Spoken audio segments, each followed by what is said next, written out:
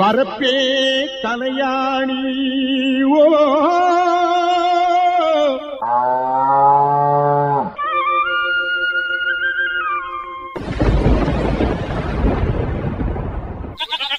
வாய்க்காலே பஞ்சுமெத்தே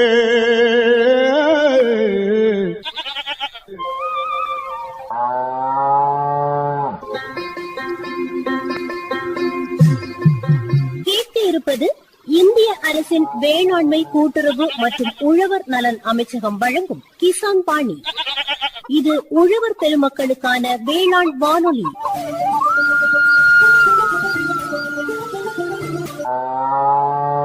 இந்நிகழ்ச்சியின் விளம்பரதாரர் இந்திய அரசின் வேளாண்மை கூட்டுறவு மற்றும் உழவர் நலத்துறை.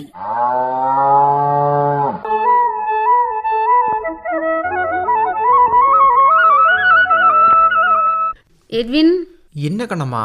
அந்த மஞ்சு அக்கா பொண்ணு கல்யாணத்துக்கு வந்திருந்தியா நீ? ஆமாம், அந்த கல்யாணத்துக்கு வராமல் இருப்பேனா? அந்த பொண்ணு கையில் ஒரு பொக்கே வச்சிருந்தா பாத்தியா?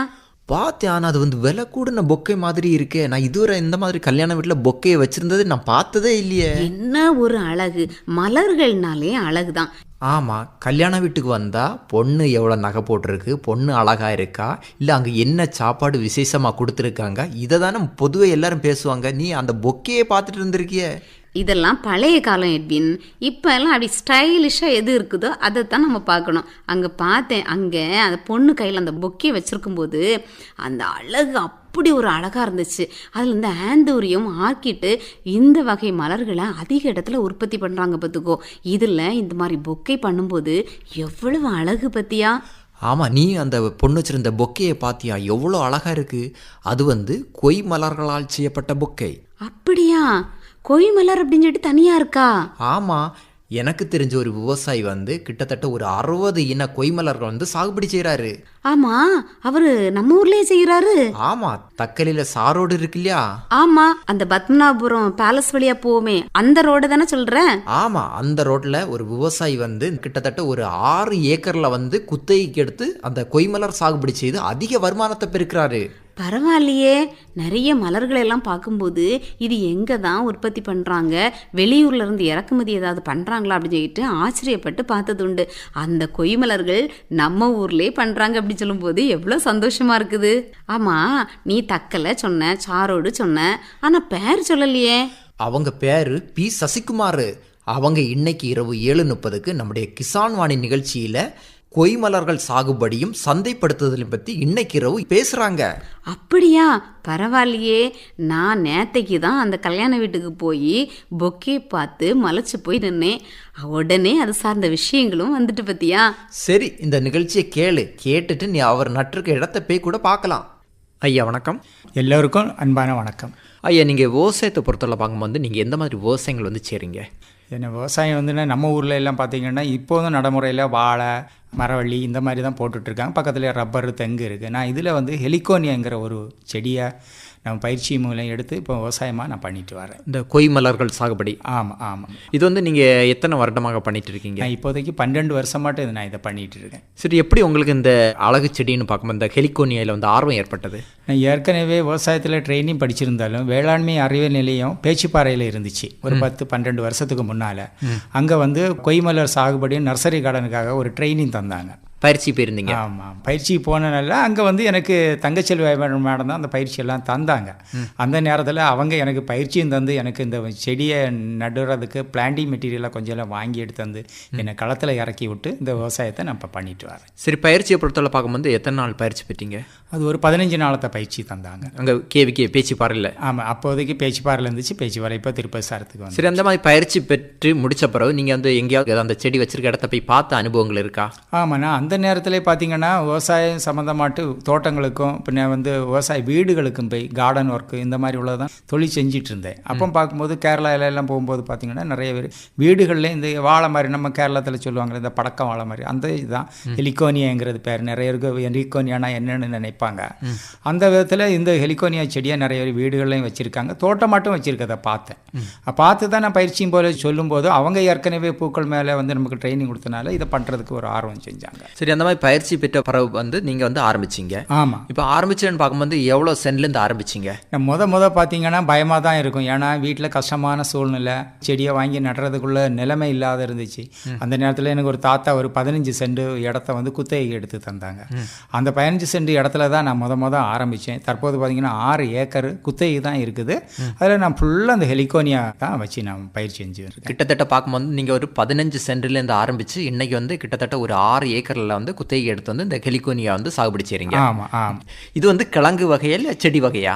இது கிழங்கு வகைன்னா இது வந்து நம்ம உற்பத்தி பண்ணி கொண்டு வரதுக்கு இப்போ வாழை வந்து வாழை கன்று தானே நம்ம வாங்கி போடணும். தற்சமயம் டிஷ்யூ கல்ச்சர்லேயும் வாழை உற்பத்தி பண்ணுறாங்க. அந்த வாழை கன்று எடுக்கிற பார்த்தீங்களா, அதே மாதிரி தான் இந்த ஹெலிகோனியாவும் வாழை கன்று, அந்த செடியுடைய கன்றுகளை எடுத்து தான் நம்ம வந்து உற்பத்தியை கூட்டி கொண்டு வர முடியும். அந்த விதத்தில் தான் கொண்டு வந்திருக்கோம். பின்ன ஒரு இனம் வந்து அதில் விதை வரும், அந்த விதை வழியும் அந்த ஒரு செடியை நம்ம உற்பத்தி பண்ணலாம். அப்போ வந்து கிழங்கு வகையும் இருக்குது, அதே போல் வந்து விதை வகையும் இருக்குது. ஆமாம். விதையிலையும் வந்து நம்ம வந்து செடி வச்சு நம்ம வந்து இந்த ஹெலிகோனியா வந்து வளர்த்தி கொண்டு வரலாம். ஆமாம். இப்போ ஆரம்பத்தில் பார்க்கும்போது இது எங்கேருந்து வாங்குனீங்க?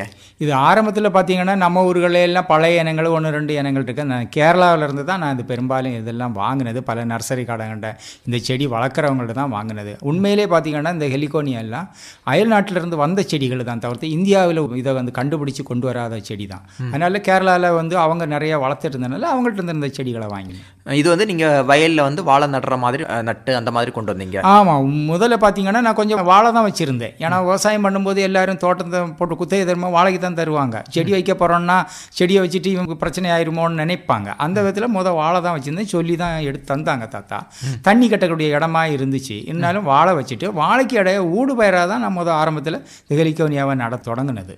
அது வந்து கிழங்கை பொறுத்தல பார்க்கும்போது நீங்கள் என்ன அளவில் வைக்கணும்? அந்த கிழங்கு பார்த்தீங்கன்னா சின்ன கிழங்காக தான் இருக்கும். அது ஒரு 100 கிராம் 200 கிராம் அரை கிலோ வரை இப்போ உள்ள செடிகளில் இருக்குது. பெரிய செடிகளில் அந்த செடிகளை வாழைக்கு இடையில ஒவ்வொரு 6 அடி வச்சு வாழை நட்டோன்னா திரும்ப 3 அடிக்கு உள்ளால அந்த ஹெலிகோனியா செடியை நட்டு ஒரு வாழை முடிஞ்ச உடனே எனக்கு ஹெலிகோனியா செடி மட்டுமே தனி பயிராட்டை எடுக்க முடிஞ்சது. அப்படி எனக்கு நிறைய செடியை நான் உற்பத்தி பண்ணிட்டேன். ஆரம்பத்துலன்னு பார்க்கும்போது இந்த வாழைக்கு இடையில வந்து ஊடு பயிராட்டு வந்து இந்த ஹெலிகோனியா வந்து சாகுபடி செய்தீங்க. ஆமாம். அடுத்து வந்து இந்த வாழை முடிஞ்ச பிறகு வந்து நீங்கள் மொத்தமாட்டே ஹெலிகோனியா சாகுபடியில் இறங்கிட்டீங்க. ஆமாம். ஆரம்பத்தில் பார்த்தீங்கன்னா இதில் வரக்கூடிய நமக்கு நட்டு ஒரு 6 மாதத்துல இருந்தால் பூ வர தொடங்கும். ஆனால் நல்ல பூ வரதுக்கு 1 வருஷத்துக்கு மேலே வரும். அப்போ ஆரம்பத்தில் கொஞ்சம் பூ வந்ததில் நான் திருவனந்தபுரத்தில் 2 பேர் இருக்காங்க செடி வளர்க்குறாங்க. அவங்கக்கிட்ட தான் வீட்டில் நான் சுமந்து எடுத்து கொண்டு போய் கொடுத்துட்டு வந்துருந்தேன். சரி, இது நடைமுறை பொறுத்தவரை பார்க்கும்போது எவ்வளோ இடைவெளி கொடுத்து நம்ம நட வேண்டி இருக்கும்? இப்போ ஹெலிகோனியா பொறுத்தளவில் பார்த்தீங்கன்னா சொல்லியாச்சுன்னா வாழை நடுற மாதிரி நம்ம நடணும். 1 ஏக்கர்னு எடுத்துக்கிட்டால் குறைந்தபட்சம் இந்த செடியை பொறுத்தளவு 1 ஏக்கர் இடமா அது இருந்தால் தான் நமக்கு அதில் பயிர் செஞ்சு தான் தொடர்ந்து நம்மளால் பூ கொடுக்க முடியும். ஒரு 5 சென்ட் 10 சென்ட் வச்சுருக்கேன்னா உங்கள்கிட்ட 10 பூ 20 பூ வந்துன்னா எல்லோரும் நம்ம கொடுத்துக்கிட முடியாது. குறிப்பாக பார்த்தீங்கன்னா தமிழ்நாட்டில் எல்லாம் இந்த பூவை கூடுதல் யாரும் விரும்பி வாங்குறதில்ல. இது வந்து வட மாநிலத்துக்கு தான் பெரும்பாலும் டெக்கரேஷன், ஸ்டேஜ் டெக்கரேஷனுக்கும் இல்லாமல் ரோம் அரேஞ்ச்மெண்ட்ஸுக்கு போகிறது. அதனால் குறைந்தபட்சம் 1 ஏக்கர். இப்போ சார் கேட்ட மாதிரி 1 ஏக்கரில் நம்ம பயிர் செய்யணும்னு சொல்லியாச்சுன்னா வாழை நடுற மாதிரி 6 அடிக்கு 6 அடி டிஸ்டன்ஸில் ஒவ்வொரு செடி வச்சு நடணும். ஒரு செடி வந்து பார்த்தீங்கன்னா 5 ரூபாயிலிருந்து 2000 ரூபாய் ஒரு செடிக்கு விலை இருக்குது. செடிக்கு வந்து இவ்வளோ விலை இருக்குது? இவ்வளோ விலை இருக்குது. ஏன்னா இதெல்லாம் வெளிநாட்டிலேருந்து வரக்கூடிய செடிகள். வெளிநாட்டிலேருந்து வரும்போது பார்த்தீங்கன்னா பெரிய விலையாக தான் இருக்கும். 2 வருஷம் 3 வருஷம் 5 வருஷம் அவங்க மல்டிபிள் பண்ணி கூடுதல் ஆகும்போது தான் விலைகள் குறைச்சி நமக்கு கிடைக்கும் இந்த செடிகள். இதிலே வந்து கலர்கள் அந்த மாதிரி இருக்கு. ஆமாம், நிறைய கலர் இருக்குது. இப்போ பார்த்தீங்கன்னா என்கிட்ட 60 இனங்கள் உள்ள ஹெலிகோனியா வச்சுருக்கேன். 60 இனங்கள் இருக்குது என்கிட்ட. கிட்டத்தட்ட உங்கள்கிட்ட ஒரு 60 இனம் வச்சுருக்கேன். தமிழ்நாட்டில் நான் மட்டும்தான் இந்த ஹெலிகோனியாவை விவசாயமாக பண்ணிகிட்டு இருக்கேன். எவ்வளோ இருக்கோ சொல்லிகிட்டு இருக்கோம். நல்ல பிஸ்னஸ் பண்ணுங்கன்னு சொன்னாலும் நிறைய பேர் ஏன்னா விற்பனை வாய்ப்பில் இது வந்து கொஞ்சம் பிரச்சனை இருக்கனால நிறைய பேர் இதில் முன்வராமல் இருந்துட்டாங்க. அது வந்து கிட்டத்தட்ட ஒரு 60 இனங்கள் வந்து நீங்கள் நட்டிருக்கீங்க. ஆமாம். சரி ஐயா, இப்போ உங்கள்கிட்டே கிட்டத்தட்ட ஒரு 60 இன செடிகள் இருக்குன்னு சொன்னீங்க. இப்போ அந்த 60 இன செடிகள்னு பார்க்கும்போது ஒவ்வொரு செடிகள் வந்து பூக்கிற தன்மைன்னு பார்க்கும்போது ஒரே காலகட்டம் ஒரு நட்டையிலேருந்து 6 மாதத்துலேருந்து பூக்க ஆரம்பிக்குமா, இல்லை ஒவ்வொன்றுக்கும் வந்து இந்த நாட்களில் அந்த மாறுபாடு இருக்கா? இதில் பூக்களில் வந்து பார்த்திங்கன்னா சின்ன பூ இருக்குது, மீடியம் சைஸில் உள்ள இருக்குது, பெரிய பூ இருக்குது. அதுலேயும் பெரிய பூவில் தூங்கி வர்றது இருக்குது. அப்போ சின்ன பூவெல்லாம் பார்த்திங்கன்னா ஒரு 3-4 மாதத்துல எல்லாம் பூ வர தொடங்கிடும். அதெல்லாம் பார்த்திங்கன்னா பெரிய விலை நமக்கு கிடையாது. இது வந்து இந்த லேண்ட்ஸ்கேப்பிங் ஒர்க்கு இந்த மாதிரி செய்கிறவங்களுக்கு தான் அந்த பூவெல்லாம் செடியும் நிறைய வாங்கிட்டு போங்க. மற்ற மாதிரியே நடுத்தரத்தில் இருக்கிறது பெரிய பூ மேலே பார்த்து இருக்கிறது தூங்கி வரதெல்லாம் வந்து நம்ம ஃப்ளவர் விற்கிற மார்க்கெட்டில் நம்மளால் விற்க முடியும். அப்போ பூவே பார்த்திங்கன்னா 10 ரூபாயிலேருந்து 60 ரூபாயோட ஒரு பூக்க விலை இருக்குது. அப்போ அந்த பூ நம்ம விற்கிறதுக்கு அவங்க ஆர்டருக்கு சொல்லுவாங்க. நம்ம அந்த இனங்களுக்குள்ள பூக்களை நம்ம வெட்டி அனுப்ப முடியும். அப்போ அதனால வந்து அவங்க கேட்கும்போது நம்ம கொடுக்குமா. அப்போ இட பிரச்சனையும் அந்த மாதிரி ஒன்றும் இருந்த மாதிரி இல்லை. அப்படி இதுவரை என்கிட்ட யாரும் சொன்னது பிரச்சனை. இந்த பூவை பொறுத்த பொறுத்தவரை பார்க்கும்போது எவ்வளோ நாள் வரை அந்த பூக்கள் அதில் நிற்க வாய்ப்பு இருக்கும்? இப்போ ஒரு பூ மொட்டு உருவாகுதுன்னா கிட்டத்தட்ட ஒரு 3-4 மாதம் வரை அந்த பூ அதிலே இருக்கும். அந்த ப்ராக்கெட் விரிஞ்சு வருது மேலே பார்த்துருக்கு அப்படின்னாலும் 3 மாதம் வரை அந்த இலையே செடியில் இருந்தால் இருந்துடும். நம்ம வெட்டி வச்சா கிட்டத்தட்ட ஒரு 3 நாள், ஒரு வாரம், 10 நாள் வரை அந்த பூவை நம்ம அதை பாதுகாத்து வச்சுக்கிடலாம். இந்த கொய் மலர்கள் செடியை பொறுத்தவரை பார்க்கும்போது எவ்வளோ அடி உயரம் வரை வந்து பூக்க ஆரம்பிக்கும்? பூக்க ஆரம்பினா ஒவ்வொன்றுக்கும் சின்ன பூவெல்லாம் பார்த்தீங்கன்னா நல்லா பண்ணால் ஒரு 2 அடியிலேருந்தே பூக்க தொடங்கும். இதே வந்து நம்ம கட்ஃபோருக்கு எடுக்கக்கூடியதெல்லாம் நல்லா பண்ணால் 3 அடி, 4 அடி, 5 அடி வரை வளர தொடங்கும். இப்போ இதில் வந்து கிட்டத்தட்ட 60 இனம் இருக்குதுன்னு பார்த்தீங்கன்னா ஒவ்வொரு இனத்துக்கு இப்போ சின்ன இனங்கள் சென்விசன் ரெட்டு, மொராக்கானா, ஃபயர் ஃப்ளாஷு, இந்த செடியெல்லாம் பார்த்திங்கன்னா 2 அடியிலேருந்தே பூ வர தொடங்கி. அதே ட்ராபிக்ஸு, அட்ரியானா, கென்யா ரெட்டு, இந்த மாதிரி உள்ள செடியெல்லாம் பார்த்திங்கன்னா கிட்டத்தட்ட ஒரு 3 அடி 4 அடிக்கு மேலே தான் பூ வரதோட. அதே போல் தூங்கி வரப்போடுதுன்னு பார்த்திங்கன்னா செக்ஸி பிங்கு, டெம்பரஸு, மியானா, இதெல்லாம் பார்த்திங்கன்னா கிட்டத்தட்ட ஒரு 10 அடி கிட்ட வந்து நமக்கு பூ வரக்கூடிய செடி இருக்குது. இந்த மியானாவும் டெம்பரஸும் 10 அடி வரை வந்து 8லேருந்து 10 அடிக்குள்ளால் வந்து பூ வரும். இந்த செக்ஸி பிங்கெல்லாம் பார்த்திங்கன்னா ஒரு 4 அடி 5 அடியிலேருந்தே போகணும். என்ன நமக்கு நல்ல பூவாக பெருசாக கிடச்சாதான் நம்ம மார்க்கெட்டில் அதை நிறைய கொடுக்க முடியும், விற்க முடியும். சின்ன பூவாக இருந்தால் பெரும்பாலும் நமக்கு கொடுக்க முடியாதுல்ல. சரி, எப்படி அந்த செடிகளை வந்து நீங்கள் பராமரிக்கிறீங்க? பராமரிக்கணும்னு சொல்லியாச்சுன்னா நானும் வேலை செய்வேன். இப்போ 6 ஏக்கர் இருக்குன்னா ஒத்தைக்கு வேலை செஞ்சுக்கிட முடியாது. தினமும் 2 ஆள், 2 பொம்பளைங்க வருவாங்க. அதிலெல்லாம் இந்த சைடு நர்சரி கார்டனாட்டே நான் கொஞ்சம் மெயின்டைன் பண்ணி வரேன். ஏன்னா எந்த செடியை வந்து நிறைய பேர் கேட்குறதுக்காக அதுலேயே கவரில் போட்டு இந்த செடிகளை கொடுக்கறதுக்காக நான் வச்சிட்ருக்கேன். அதனால 2 பெண் வேலைக்கு இருப்பாங்க, ஆண்களும் 2 பேர் வேலைக்கு இருக்காங்க. அப்போ வந்து நீங்கள் வந்து அந்த செடியும் விற்பனை செய்கிறீங்க? ஆமாம் ஆமாம் ஆமாம், செடியும் விற்பேன். அதில் தான் ஓரளவு நமக்கு வருமானம் கிடைக்கும். பூ வந்து ஓரளவு நமக்கு கிடைச்சாலும் செடி விற்கும்போது தான் நமக்கு கூடுதலான வருமானம் கிடைக்கும். சரி, இந்த செடியை பொறுத்தவரை பார்க்கும்போது வந்து நீங்கள் வந்து எத்தனை ஆண்டுகள் வந்து நம்ம பயன்படுத்திட்டு இருக்கலாம்? நான் பயன்படுத்திங்கன்னா இப்போ நம்ம ஒரு ஏக்கர் எடுத்து விவசாயமாக பண்ண தொடங்கினான்னு வைங்க. இப்போ செடி நட்டாச்சு 6 மாதத்துலேருந்து பூ வர தொடங்கும். 1 வருஷத்துலேருந்து நல்ல பூ வரும். 5 வருஷம் வரை அந்த நிலத்திலேருந்து அதை நம்ம பூவை கண்டினியூவாக வெட்டி எடுத்துகிட்டு வந்துருக்கலாம். ஒரு தடவை நம்ம நட்டால் கிட்டத்தட்ட ஒரு 5 ஆண்டுகள் வந்து நம்ம பலன் எடுத்துகிட்டே இருக்கலாம். அதே இது பார்க்கும்போது பூவை பொறுத்தவரை பார்க்கும்போது 3 மாதத்துலேருந்து அந்த பூக்க ஆரம்பிக்கும். ஆமாம் ஆமாம் ஆமாம், ஆரம்பிச்சிருக்கு. நமக்கு வந்து இது 5 வருஷம் வரை நம்ம அந்த பூ எடுத்துருக்கலாம். திரும்ப வந்து இதை கலப்பிச்சுட்டு புதுசாட்டு நம்ம வேறு இடத்த ரெடி பண்ணிவிட்டு இதை நடுறது மாதிரி உள்ள முயற்சியை நம்ம எடுத்து செய்யலாம். இதில் இப்போ தேவை பார்த்திங்கன்னா உரம் எல்லாம் வந்து பெரிய அளவில் கிடையாது. இயற்கை விவசாயம் என்னுடைய ஹெலிகோனியா உண்மையிலே இயற்கை விவசாயம் தான். ஏன்னா நோய் வர்றது கிடையாது, பூச்சி தாக்குறது கிடையாது. அதனால் நான் வந்து அதுக்காக பியூரிடானோ மற்ற பூச்சி மருந்துகளை கொடுக்க வேண்டிய அவசியம் இல்லை மண்ணுக்கு. என்ன இப்போதைக்கு ஒரு பெரிய பிரச்சனைனா மழை பெய்யுது. நம்ம மாவட்டத்தை பொறுத்தவரை நிறைய களை தான் எனக்கு பெரிய பிரச்சனையாக இருக்குது. அதனால் களை வெட்டுறதுக்கு தான் எனக்கு வேலை கூலி அதிகம் ஆகுமே தவிர்த்து இல்லாமல் எனக்கு தெரிஞ்ச விவசாயத்தில் இது ஒரு நல்ல ஒரு விவசாயம், நல்ல வருமானம் தரக்கூடிய விவசாயம். இப்போ வாழையை பொறுத்தவரை பார்க்கும்போது தொடர்ச்சியாக மழை பெய்தாலும் அதே போல் தண்ணி அந்த இடத்துல வந்து தேங்கி நின்னாலும் வந்து அந்த வாழைக்கு வந்து பெரிய பாதிப்பை ஏற்படுத்த வாய்ப்பு இருக்குது. அதே இது இந்த ஹெலிகோனியா பொறுத்தவரை பார்க்கும்போது அந்த பாதிப்பை ஏற்படுத்த வாய்ப்பு இருக்குமா? எனக்கு இந்த ஹெலிகோனியா பொறுத்தளவில் அந்த மாதிரி உள்ள ஒரு பாதிப்பு இல்லை. அப்படியே 1 நாள் 2 நாள் தண்ணி கட்டியிருந்தாலும் நம்ம வாழைக்குள்ள மாதிரி கால் வச்சுருப்போம். அந்த கால் வழியே தண்ணி வழிஞ்சு போயிடும். அப்படியே இருந்தாலும் இது இதுவரையும் எனக்கு அந்த பாதிப்பு வந்ததில்லை. தண்ணி கட்டி இருக்குது 2 நாள் 3 நாளும் தண்ணி நின்றுருக்கு. ஆனால் இந்த மாதிரி அழுகி போகிற இதில் செய்யலை. இது வெயில் காலங்களை பொறுத்தவரை பார்க்கும்போது நம்ம தண்ணியை பொறுத்தளவு எப்படி கொடுக்க வேண்டியிருக்கும்? வெயில் காலத்தில் நம்ம இருக்கக்கூடிய தண்ணியை கொஞ்சம் பாய்ச்சிக்க வேண்டியது தான். வெயில் இல்லாத இருந்தாலும் அது கொஞ்சம் தண்ணி இல்லாத சமயம் வறட்சியை தாங்கி நின்றுக்கிடும். அது ஒரு நமக்கு ஒரு வரப்பிரசாதம் மாதிரி தான். இப்போ நீங்கள் கூட சொன்னீங்க வந்து இயற்கை முறையில் தான் வந்து இந்த ஹெலிகோனியா சாகுபடி செய்கிறீங்கன்னு சொன்னீங்க. அப்படி பார்க்கும்போது உரங்கள் வந்து எப்படி என்ன அளவில் கொடுக்குறீங்க? இது வந்து இயற்கையாக நம்ம செய்கிறோன்னு சொல்லியாச்சுன்னா ஆரம்பத்தில் பார்த்தீங்கன்னா சாணம் உரம். இப்போ ஒரு குழி எடுத்து இப்போ நீங்கள் இப்போ ஹெலிகோனியா புதுசாக நட போகிறீங்கன்னு வைங்களா, ஒன்றுக்கு குழி எடுக்கணும். குழி எடுத்து அதில் மேல் மண்ணும் சாணப்பொடி, காஞ்ச சாணப்பொடியும் கொஞ்சம் எலும்பு தூளும் அது கூட கொஞ்சம் வேப்ப முன்னாகும் போட்டு அந்த மண்ணை மிஸ் பண்ணிவிட்டு நடுவில் நம்ம செடி நடுறோம். இதுதான் அதனுடைய நடவு. அப்போ 6 அடிக்கு இதே மாதிரி நம்ம நட்டுட்டா போதும். பிறகு பார்த்திங்கன்னா ஒரு 3 மாதம் கழித்து நம்ம பேஷன் எடுத்த மாதிரி சுற்றிலும் பேஷன் எடுத்துகிட்டு சாணப்பொடி நீங்கள் சொல்லுங்கள், சாணப்பொடி விலை அதிகம் தான். இருந்தாலும் ஆரம்பத்தில் நம்ம சின்ன பிள்ளையில டானி குடித்த மாதிரி ஆரம்பத்தில் நல்லா கொடுத்துக்கிட்டோம்னா அதுக்கு பின்னாடி காலத்தில் அது நமக்கு பலனாக தான் கிடைக்கும். அந்த மண்ணுக்கு தேவையான சத்துக்கள் வந்து அதில் கிடைக்க வாய்ப்பு இருக்குது. கண்டிப்பாக. ஏன்னா நம்ம வந்து வாழைக்கு ஒன்ஸ் போட்டுக்கிட்டால் கூட அடுத்தது நம்ம வெட்டி கழிச்சி எடுக்கிறோம், அடுத்தது அதுக்கு பலன் கிடைக்குமான்னு நம்ம கூட சொல்ல முடியாது. இது அப்படி இல்லை, நமக்கு அந்த போட்ட உரம் அதுக்கு பலன் கிடைக்கும். இப்போ மழை காலத்துல எல்லாம் பார்த்தீங்கன்னா இதே மாதிரி ஒரு 6 மாதம் கழிச்சிட்டு கோழி உரம், இதுக்கு சிறந்த உரம் கோழி உரம் தான். மழை காலத்தில் இதே மாதிரி பேஷண்ட்டுக்கு கோழி உரம் வாரி மாதிரி தட்டி போட்டு அது கூட நம்ம ரசாயன உரமும் கொஞ்சம் சேர்த்துக்கணும். அதாவது அதிக ஜகத்தில் ஃபேக்டம்பாஸும் பொட்டாசும் யூரியாவும் கொஞ்சமாக சேர்த்து ஒரு அளவுக்கு சேர்த்து போட்டுக்கிட்டோம்னா அந்த செடி நல்லா வந்துடும். இதுக்குன்னு நல்ல நம்ம கேர் கொடுத்து தான் வளர்க்கணும், உரம் கொடுத்து தான் வளர்க்கணும்னு எதிர்பார்க்கணும். நான் இப்போதைக்கு பார்த்தீங்கன்னா இந்த முனிசிபாலிட்டி வேஸ்ட்டு வருது இல்லை சவர் மாதிரி அதெல்லாம் இறக்கி வச்சுருக்கேன். இறக்கி வச்சுட்டு அதனுடைய பிளாஸ்டிக் எல்லாம் மாற்றிட்டு குட்டையில் வாரி கொண்டு பேஷன் எடுத்து இந்த செடிகளுக்கு போட்டு நான் இப்போது விவசாயம் அப்படி தான் பண்ணிட்டு வரேன்.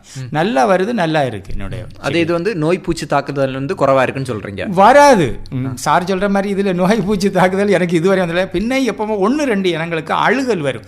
அழுகல் வந்து மழை காலத்தில் வருது. அதுக்கு நான் அதுக்குள்ள மருந்துகளை கொடுத்து நான் அதை போய் பண்ணிடுங்க. சரி, இந்த பூக்களை பொறுத்தவரை பார்க்கும்போது நீங்கள் எப்படி சந்தைப்படுத்துறீங்க? சந்தைப்படுத்துறீங்கன்னா நான் முதல் சொன்ன மாதிரி இது வந்து தமிழ்நாட்டில் யார் இது விரும்புகிற, இதுக்கு வேறு வேலை இல்லை, இதெல்லாம் செடியான்னு நினைப்பாங்க. இதுடைய மார்க்கெட் பண்ணுங்க கோவா, டெல்லி, பாம்பே, கல்கத்தா இந்த மாதிரி உள்ள பெரிய சிட்டிகளில் தான் இந்த பூக்களுக்கு ஒரு நல்ல வரவேற்பு உள்ள மார்க்கெட் இருக்குது. அதனால் இது நானும் சரி கேரளத்துலேயே நிறைய பேர் இந்த வந்து விவசாயமாக பண்ணிகிட்டு இருக்க காரணம் என்னென்னா இது அங்கே வாங்குறாங்க. ஏன்னா இது பிளாஸ்டிக் மாதிரி இல்லை, ஒரிஜினல் பூ பார்த்தா பிளாஸ்டிக் மாதிரி இருக்கனால எல்லாருமே விரும்பி அதை வாங்க தொடங்குறாங்க. தமிழ்நாட்டில் இதை வாங்குறது குறைவாக இருக்குது. அதனால் மார்க்கெட்டிங் நான் வந்து பார்த்தீங்கன்னா வந்து இங்கேருந்து ட்ரிவாண்ட்ரத்தில் 2-3 பூ வளர்க்குறவங்களுக்கு தான் கொண்டு கொடுத்துட்டு இருந்தேன். அதுக்கப்புறம் பார்த்தீங்கன்னா டெல்லிக்கு ட்ரிவாண்ட்ரத்துலேருந்து ஒருத்தர் அங்கே வந்து ஃப்ளவர் ஷாப் வச்சுருக்காங்க. அவங்களுக்கு டெல்லிக்கு நிசாமுதீன் ட்ரெயினில் நான் ரெகுலராக பூ அனுப்பிட்டு இருந்தேன்.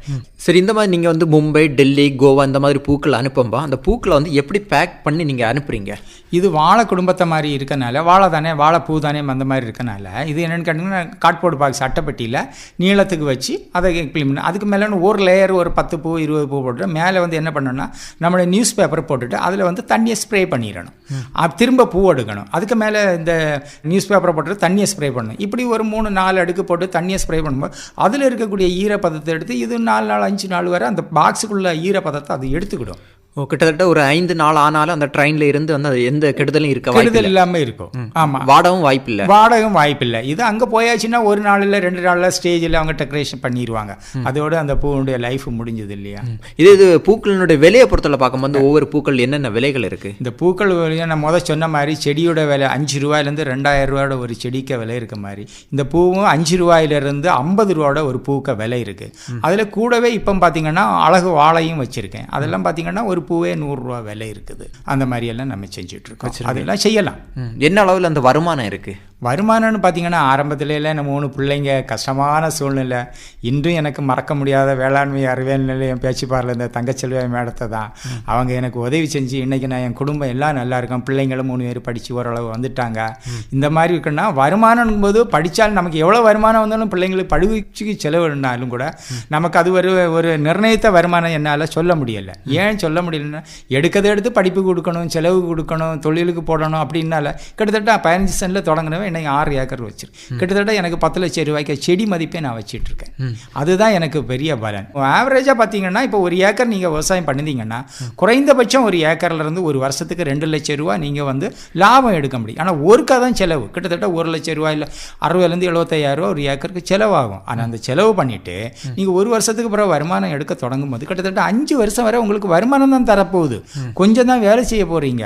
அப்படி கணக்கு பார்க்கும்போது ஆவரேஜாக 1 ஏக்கர்லேருந்து 1 வருஷத்துக்கு 2 லட்சம் ரூபா நம்ம லாபம். இப்போ இது பூவை பொறுத்தவரை பார்க்கும்போது நம்ம தினசரி வந்து அறுவடை பண்ணி எடுக்கொள்ள வாய்ப்பு இருக்குமா, இல்லை வந்து குறிப்பிட்ட நாட்கள் ஒரு 5 நாள் விட்டு அந்த மாதிரி தானே பண்ண வாய்ப்பு? இந்த பூவை பொறுத்தளவில் நம்ம உடனே எடுக்க முடியாது. உதிரி பூ, பிச்சிப்பூ, மல்லிப்பூ, வாடா மல்லி மாதிரி இல்லை. இது என்னென்னு கேட்டிங்கன்னா டெக்கரேஷனுக்கு போகக்கூடிய பூனால அவங்க ஆர்டருக்கு கூப்பிட்டு சொல்லுவாங்க.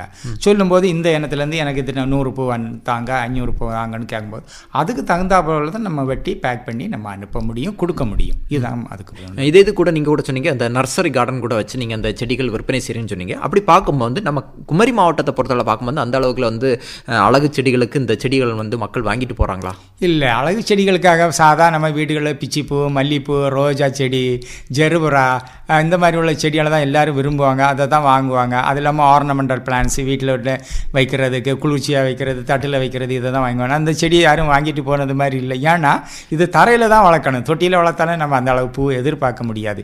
சின்ன பூ வரக்கூடிய பூவாக இருந்தாலும் இந்த இந்த அளவு எதிர்பார்க்க முடியாது. அதனால இதை பெரும்பாலும் யாரும் எங்கள்கிட்ட வந்து வாங்குறது மாதிரி இல்லை. இது கூடுதல் லேண்ட்ஸ்கேப்பிங் ஒர்க்கு மற்ற வளர்க்குறவங்க முன்னுக்கு வரவங்க வெளியிலேருந்து கர்நாடகாவிலேருந்து கூப்பிட்டு ஆந்திராவிலேருந்து வெளி மாநிலத்திலேருந்து செடிகளை நிறைய கேட்பாங்க. அவங்களுக்கு நாங்கள் பேக் பண்ணி அனுப்புறது. அவங்க வெளி மாநிலத்திலேருந்து வந்து இந்த பூக்களாகட்டும் இந்த செடிகள் வந்து கேட்டால் வந்து நீங்கள் ஆர்டர் பண்ணி மொத்தமாக அனுப்பி கொடுத்துட்ருக்கோம். அவங்க நல்லா நிறைய பேர் நல்லா பண்ணிகிட்டு இருக்காங்க. ஆனால் இதில் என்ன கேட்டிங்கன்னா நம்ம இப்போ குறைச்சல் இல்லை. தமிழ்நாட்டில் உள்ளவங்க வந்து கொஞ்சம் இந்த பூக்களை மற்ற மாதிரி உள்ள ஒரு இதில் வந்து ஒதுங்கி பண்ண. கேரளாவில் நிறைய பீப்புள்ஸ் இது வந்து புதுசாக இறங்கி இந்த விவசாய மாட்டை எடுத்து செய்கிறவங்க நிறைய பேர் இருக்காங்க, செஞ்சுட்டு இருக்காங்க. நம்ம விவசாயம் இதை எடுத்து செய்யணும். என்னென்னா மார்க்கெட்டில் விற்கிறதுக்கு எல்லா இடத்துல கொண்டு விற்க முடியாது. அந்த மாதிரி உள்ள ஒரு சோர்ஸ் இருக்குது. அதை பார்த்து செஞ்சோன்னா இது ஒரு லாபகரமாக தெரியல. இது உங்கள் தோட்டத்தில் கூட வந்து வேளாண்மை துறை சார்பாக வந்து ஏதாவது பயிற்சிகளோ அந்த மாதிரி கொடுத்துருக்கீங்களா?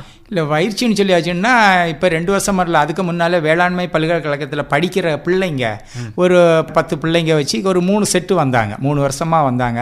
அவங்க வந்து ஏன்னா நமக்கு கிள்ளிக்குளத்தில் பொறுத்தவரையில் விவசாய படிப்பாகும், தோட்டக்கலை படிப்பு இல்லை. பின்ன அவங்களுக்கு ஒரு தனியாக ஒரு இன்ட்ரெஸ்ட் எடுத்து நமக்கு வந்து தோட்டக்கலை சம்மந்தம் உள்ள படிப்பு. அதனால வருவாங்க, 10 பிள்ளைங்க வருவாங்க. அதில் ஒரு குறிப்பிட்ட பிள்ளைங்க நம்மளை ஒரு சில ஃபார்மராக எடுத்துக்கிடுவாங்க. இதுவரை 3 செட்டில் வந்தவங்களும் என்ன தான் சிறந்த ஃபார்மராக எடுத்து கொடுத்துருக்காங்க. அந்த மாதிரியெல்லாம் நம்ம வரணும். ஆனால் அதுக்கு இல்லை, என்ன செடி மட்டும் இல்லை, பக்கத்தில் எனக்கு ஊரில் இருக்கக்கூடிய மரவள்ளி போட்டிருக்காங்க, வாழை போட்டிருக்காங்க, என்னென்ன வாழை போட்டிருக்காங்க, எப்படி பயிர் செய்கிறாங்க, அவங்களுக்கு கள அளவில் அவங்களுக்கு நல்ல பயிற்சியும் கிடைக்குமா அந்த அளவில் அவங்களுக்கு நான் நிறைய செஞ்சு கொடுத்தேன். நான் மலர் கண்காட்சி நடக்கும் ஊட்டி, கொடைக்கானல், ஏற்காடு 3 இடத்துலையும் அரசாங்கத்து சார்பில் வந்து மலர் கண்காட்சி நடத்துவாங்க.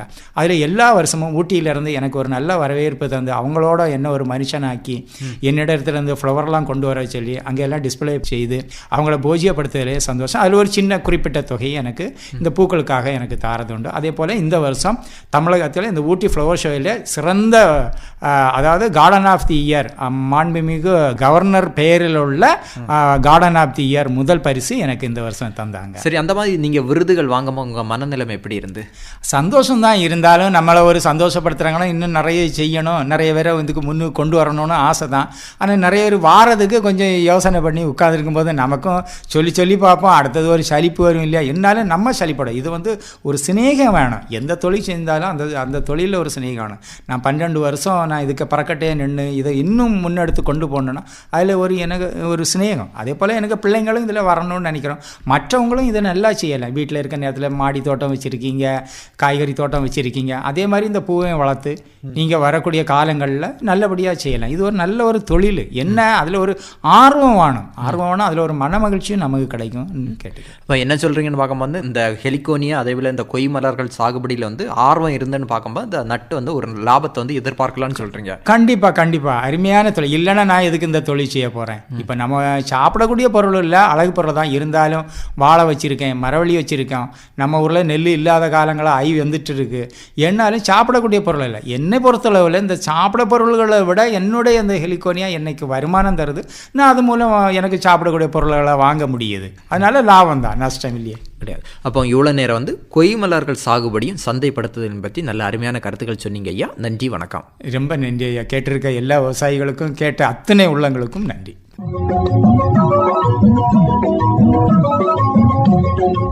இதுவரை கொய்மலர்கள் சாகுபடியும் சந்தைப்படுத்துதலும் நேர்முகம் கேட்டீர்கள். பங்கு பெற்றவர் தக்கலை சாரோடு பி. சசிகுமார் அவர்கள்.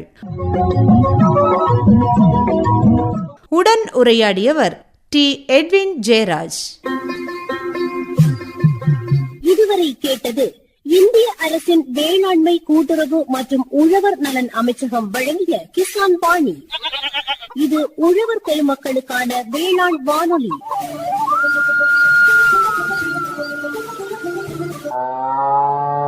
இந்நிகழ்ச்சியின் விளம்பரதாரர் இந்திய அரசின் வேளாண்மை கூட்டுறவு மற்றும் உழவர் நலத்துறை.